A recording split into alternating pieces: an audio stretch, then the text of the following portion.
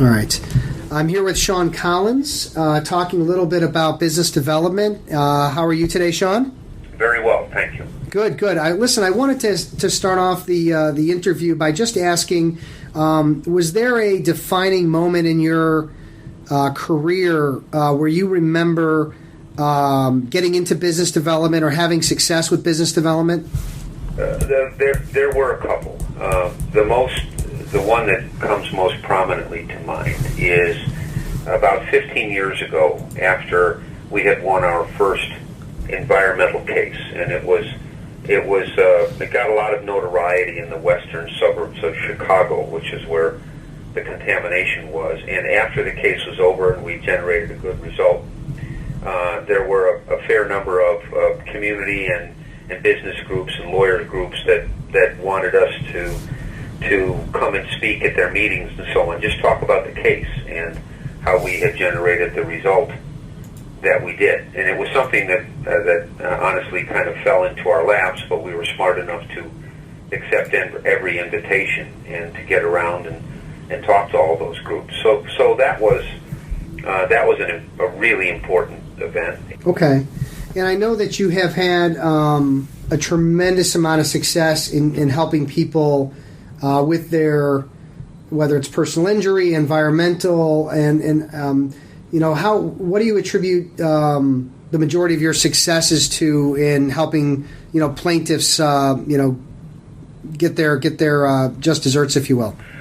Well, we've got very, very skilled lawyers here with many years of experience in helping people in these kinds of areas, and that really demands a lawyer to be kind of a lot of very good things all wrapped up into one. You have to be technically very, very sound. You have to be very, very good with people. You enter people's lives at oftentimes some of the most difficult, emotionally challenging moments of their life, and so you have to deal with that aspect of it as well, hold their hand, so to speak, and that really kind of gives it short shrift. I mean, there's a very strong emotional component to the relationship that you develop just because of the circumstances that have caused those people to look for a lawyer. But then also, obviously, you have to be found by these people who have important cases that require a really good lawyer. They have to know who you are. They don't, I mean, almost all of them, before they run into their misfortune that causes them to go look for a lawyer, they've never heard of us. And so it's important that we figure out ways and constantly refresh our approach in those ways to make sure that people can get access to us once they determine that they need a lawyer. Okay.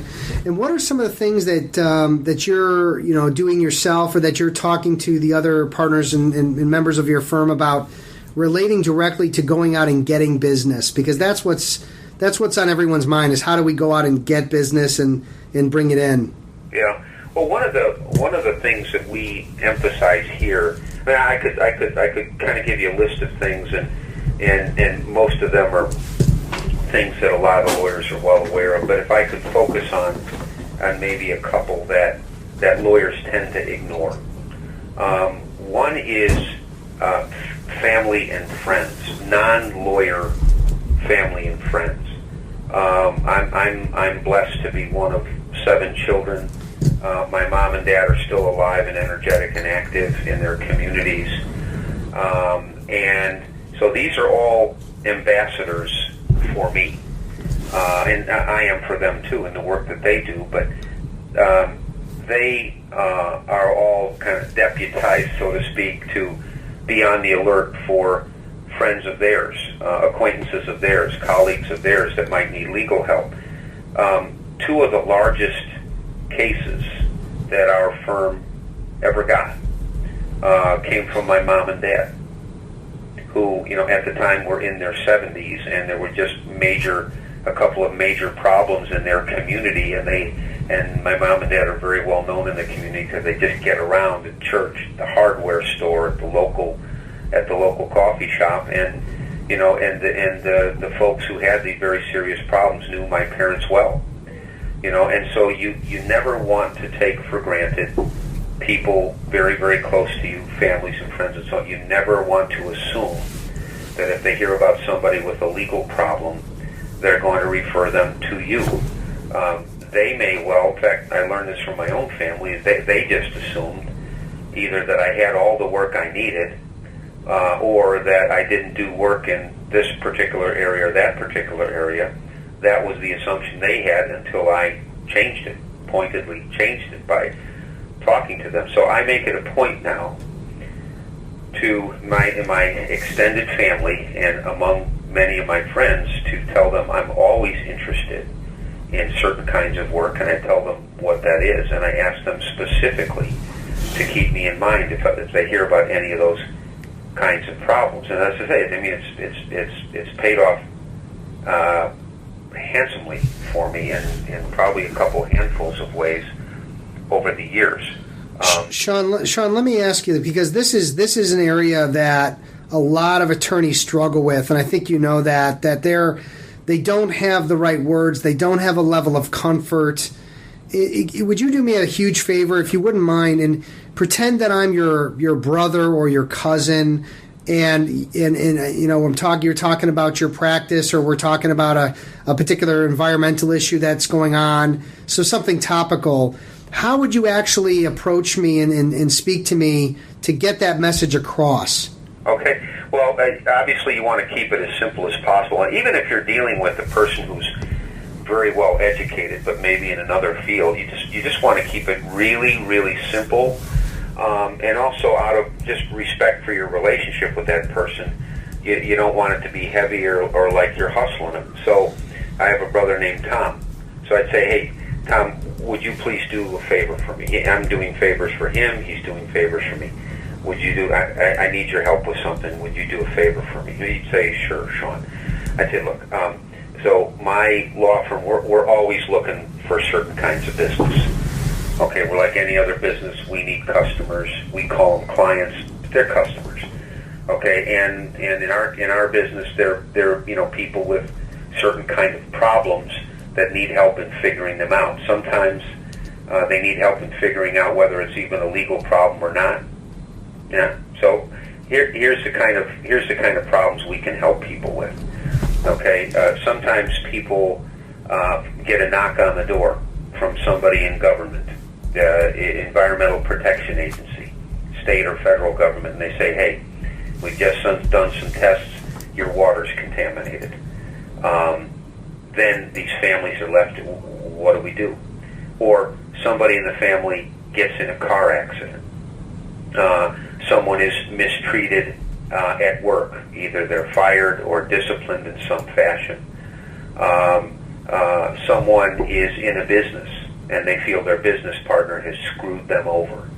Okay, taken money away from them, or run off and started another business and taking customers away from the business they had formed together.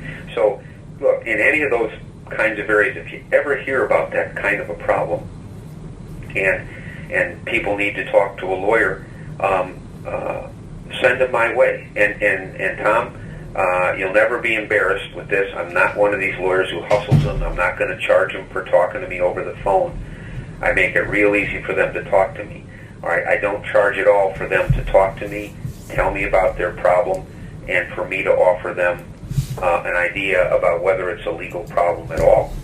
And if it is, what they can do about it. Okay, we're very, very, very user-friendly here, and even the people over the years that we've looked into their problem and we've told them you don't have a case, okay, even those people are grateful because somebody took them seriously.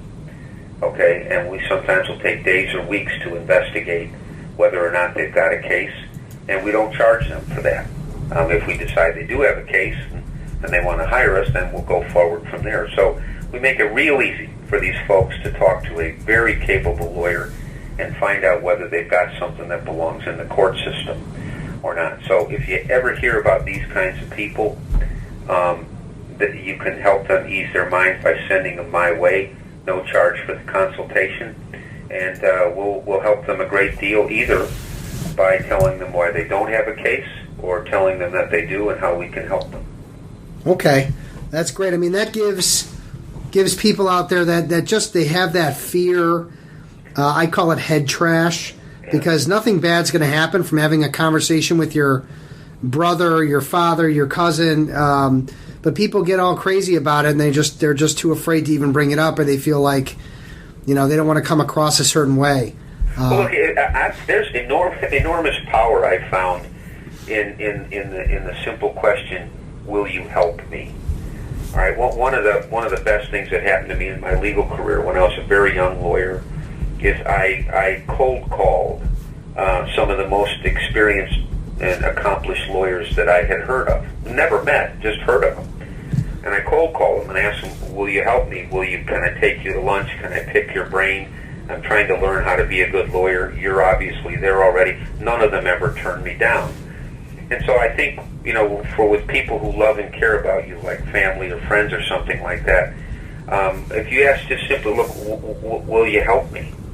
Okay, a lot of people, they want to be helpful, and obviously you need to be a lawyer who asks that question of a family member needs to reciprocate, and make it clear that you will. But I think you just kind of drop everybody's guard and say, "Look, I need your help. Would you help me? Can you give me 5 minutes? This is important to my business." And I just don't think there's many people walking the planet who would refuse a question like that. It starts out that way. Yeah, but I think that's really powerful. I mean, not only just being, that's like, sales 101, if you will, asking for the sale, or just asking someone if they'll help you. And then the idea about calling the top lawyers in your field to ask for advice and to start maybe getting a little bit of a mentor type of either information, or actually find a mentor. Most attorneys, I don't think, do that, or they may do it within their firm, but they're not really looking at it from different angles. So I think that's absolutely fantastic. Well, lawyers are in the advice-giving business, and so in retrospect, I shouldn't be surprised that when I was asking accomplished lawyers for advice that they were happy to give it.